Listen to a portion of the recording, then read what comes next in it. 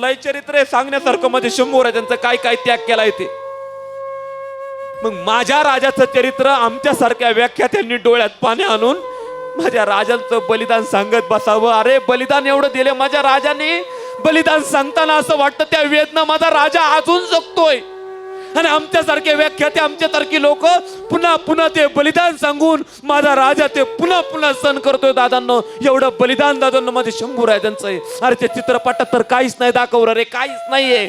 फक्त नख काढलेली मीठ सोडलेलं मध्ये शंभू राजांचं दाखवलं. एवढ्या वाईट पद्धतीने दादांनो हाल मध्ये शंभू राजांचे केले. 3 फेब्रुवारी 1689 माता भगिनींना पकडलंय.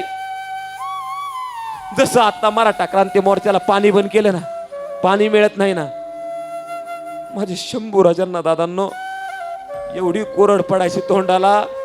पण दादांनो त्या नराधामांनी म्हणजे शंभू राजांची ताण भागवण्यासाठी पाणी पण नाही पाजलं माझ्या राजाला.